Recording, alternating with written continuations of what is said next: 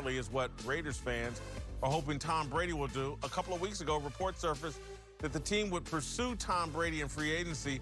And now, according to Larry Fitzgerald Sr., the father of the wide receiver, and a respected member of the media in Minneapolis, John Gruden and company are ready to offer Brady a deal worth $60 million over 2 years. If true, is this just a marketing ploy or is it sound football? I lean sound football.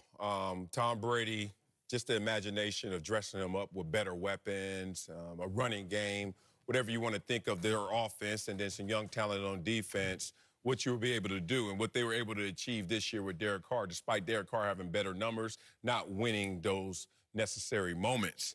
So I say lean football. Then you think about the marketing, obviously. When you say Las Vegas Raiders, it's really almost sold that this is going to be attractive. 40 million plus tourists go through Las Vegas every single year. I was at a football game yesterday, XFL, LA Wildcats, more Raider fans there than not. And they're talking about the Las Vegas Raiders, not so much on the field, but just how it's going to be a spectacle to be in Las Vegas by locale and the brand of the Raiders. But then what I really land on is John Gruden, 10 years, $100 million. Who else has the cred, the equity? Who else has FU money to just say, I'm going to try this out for 2 years? And if not, I still have 6 years left of runway on a deal that says I am the one that can have the audacity to pull this in, whether it works or it doesn't.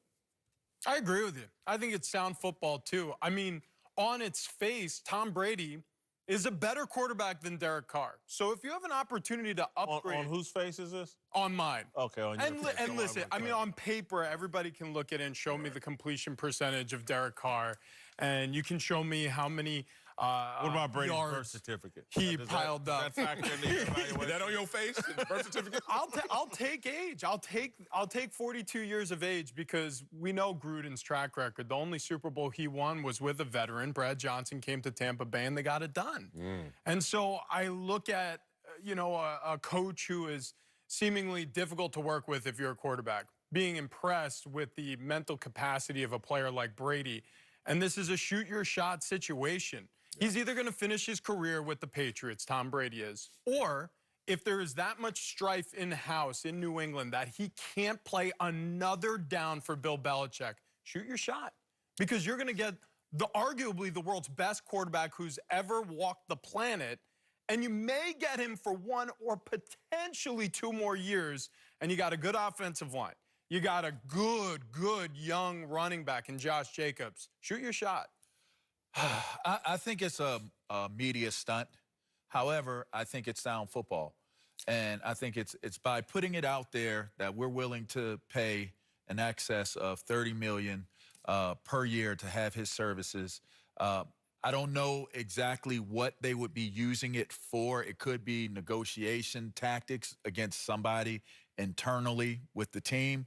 It could be to feel out if this is really something that could possibly happen for them to be able to get Tom Brady. But again, you're looking at a recency or a win now effect. Even though he has that long-term contract with the major numbers on it, I still think that Mayock and Gruden are really pressing themselves to try to win games now. And if you're trying to win games now, and you tried to do it with AB last year, I'm sure there may be a connection there. Maybe you try to bring AB back into the fold. But if it is truly a football sound move, it's because they're gauging and measuring what the possibilities are. I'm going to go with you, LeVar, and say that it's marketing. But there could be a kernel of sound football in it in this regard. You may be forcing the Patriots' hands. You may be forcing them to pay more for Tom Brady than they want to, which could complicate things for New England. And if I were in the AFC, I would want things to be complicated and difficult for the New England Patriots. Do things that disrupt their game plan, their strategy. They've dominated that conference for so long. Do things that make them uncomfortable. But primarily, I think bringing Brady to the Raiders and Las Vegas, it would be marketing. I don't think you can ship him away from. He has the most value for New England and Bill Belichick, in my view. You ship him to Las Vegas with John Gruden, a new offense, new system, at his age, I just don't see it working that well, other than a lot of people will go see Fat Elvis in Las Vegas, and they'll go see 42-year-old Tom Brady in Las Vegas. And they'll also go out there and see a wedding, and potentially this is going to be the honeymoon phase still for John Gruden. You got to remember, he had a contract that we thought was absurd because it's going to allow you the latitude to do stuff sometimes deemed foolish, like this. If you don't believe in Tom Brady, he still could pull this off and laugh at you after the failures. And that's what it is. This is a guy who's shooting his shot because Tom Brady's always been in his fantasy as a quarterback. He finally gets to make that happen. And forget about the Patriots. I'm driving up the price for the LA Chargers. They're in my division, closer to home. I really want to do that. So I don't think this is absurd. I don't think this is marketing in priority. Las Vegas Raiders. I'm there. I'm not a Raider fan. I'm an anti-Raider fan. I have to see this spectacle. Not only the stadium, the amenities, but there's going to be real football in Las Vegas. I think it's sell. All right, stay right where you are. In 15 minutes, we'll have the most fearless discussion of the day. Myles Garrett's accusation that Mason Rudolph called him the N-word gets less believable each time he says it. But first, the XFL is off to a strong start. So why did one of their quarterbacks go off on his coach this weekend? Darnell's question of the day. Next! Speak for yourself is presented by Hyundai. My guy, my question of the day. All right, welcome back. Whitlock and Wiley, LeVar Arrington and Rich Ornberger are back with us. Time now for Darnell's question of the day. All right, take it away, homeboy. Yes, sir. Let's move to the XFL, where we saw Week 2 action kick off this weekend. No doubt Week 1 had a huge success with a lot of buzz around the league's new rules and exciting style of play. But Week 2, we definitely saw some struggles by QBs, including New York Guardians' Matt McGloin, who went off about his team's performance at halftime. Check this out. What does this team need to do on offense to get something going here? We need to change the whole entire game plan at halftime. Okay, what do you need to change about the game plan? What are you frustrated about? There's just a lot going on right now. It's embarrassing for us here as an offense, so a lot of things we want to fix and correct. Wanted to ask you guys, how can the XFL improve its quarterback play?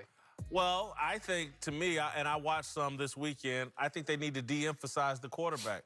This should be a league about the running backs and the running game. I'd love to see rules that help the running game because I think the style of play of the XFL should look different than the style of play of the NFL. Them out there trying to mimic NFL offenses is going to be a disaster because they don't have NFL quarterbacks. But I do think you could build some teams around running games that and a different style of play that would be exciting to watch. I want to preface what I'm going to say, interesting, what you said. I'm not a fan of this level of criticism this early in the process. I think it's too much and it's too soon. Anybody who's been around football knows that, and Mike Florio should know that as well. That said, you got to have patience. It's only week 2. Golly. First thing that triggers on a football team is defense. Like, we see color, hit color, y'all in trouble on offense. Oh, y'all trying to figure it out, call plays, huddle up. You're supposed to be here. We're destroying you. And then what clicks last, even offensively, is the quarterback position because he has to know what everything's going on. All 11 guys, including himself. And then the other 11 guys across who are trying to go in disguise and coverage and fronts and stunts. All of those things are happening. And in week 2, we're going to come down on it. Now, it's interesting. I look at it. You need time to build the chemistry. You need time to go out there and let this all blossom. And everyone, and you said it too, Jason, I understand when we say these are not NFL quarterbacks, but guess what? These are also not NFL defensive linemen, not NFL linemen. The point is it's a relative experience. They don't have to be NFL good. They have to be XFL good. And in a relative experience, you can dominate, and these guys are going to mature into their positions. You go to a restaurant. I went to the Wynn Hotel. Grand opening, amazing hotel, beautiful. Service suspect. You go to a new restaurant, amazing food, service suspect. Takes time to work those things out, and I think that's what's happening at the quarterback position. Yeah, there's a lot to iron out. There's no question. I was actually a broadcaster on the call in the Alliance of American Football last spring, and the same issues were really prevalent throughout the season, and they didn't make it through a whole season. The offensive line play was poor. The quarterback play was poor, and that lasted the entire spring. It really didn't jump back up. And I think it's because, frankly, the quarterback position, it's at a dearth of talent at that level. You have a lot of the top talent out of the college football ranks being scooped up by these 32 NFL franchises, and they're taking 3 at a time. It's difficult to play quarterback. We know that. There's probably 5 elite quarterbacks walking the planet each year in the NFL, and then there's a bunch of guys who are in a tier below, and then there's a tier below that, and we're talking about starters in the NFL. So if you are going to have a better class of talent in the XFL at the most important position played, you need to pay these guys more. Colt McCoy earned over $3 million last season. He was a backup in Washington. Brian Hoyer made $5 million as a backup in Indy. I mean, Teddy Bridgewater's making a small fortune. Now, he's the best of the lot. But if you want to have better quarterback play in the XFL, you need to pay these guys and actually take a run at taking some of the top-level backups in the NFL and having them be XFL starters. I take a different stance on it. I think these guys are NFL talents. And I think that when you look at what they bring to the table, they just have to be developed. So I think what looks like a curse is really a blessing in disguise, because you're talking about having the opportunity to show, here's what a quarterback looks like that's not an elite NFL quarterback. If you put in, like, I remember that game, and we'll talk about this later in the show, but you put a guy like Mason Rudolph in the game, and he looks like an XFL quarterback. Like, he looked really bad. Yeah, he did. You put some of these backups in the game, and they look really bad. So all this has served to me when I looked at it and I saw the question, I was like, we don't need to improve how the quarterbacks play. They need to prove that they can improve the quarterback. And then now you have a legitimacy of your league by saying, you know what? These are guys, maybe a numbers game, maybe it was talent, maybe it was just a lack of development, but we can make them better. I just think, to me, I watched the XFL and I was like, man, I need Oliver Luck's email address because I want to send him some ideas. Again, to me, I go to this NBA All-Star weekend. They took a bold stance and did something different, and it worked. And too many people are afraid to be different than everybody else. The XFL should be different. Again, the NFL used to be about the running back. They drove ratings. They drove interest in the game. That's what I would build my brand around in the XFL, the running backs and running game.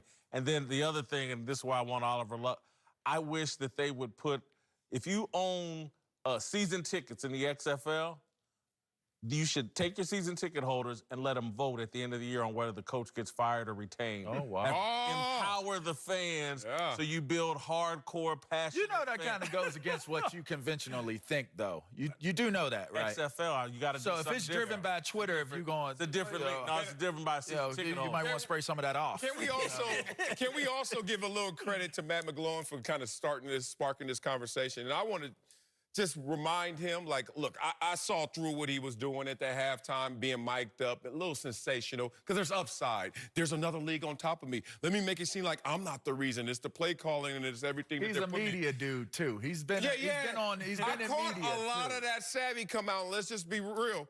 NFL got caught with their pants down when they mic'd up Sam Darnold, put him out there. He saw ghosts. NFL died, and Sam Darnold died. This is why you don't mic up players all the time in all moments. I think to y'all's point about Matt McGloin, trust me, he's being actually smart. He wants a job up here on the TV show. There you go. Talking about football based off it. All right, Darnell, did anyone win the XFL Super 6 contest this weekend? Yes, sir. We had a huge group of winners, and I want to say congratulations to the 900 fans who all walked away with some cash. And before the games kick off next weekend, be sure to download the Fox Sports Super 6 app, play for free for your chance to win. All right, coming up, Myles Garrett says Mason Rudolph called him the N-word, but the quarterback denies it. We'll tell you what to believe. The most fearless discussion of the day. Next!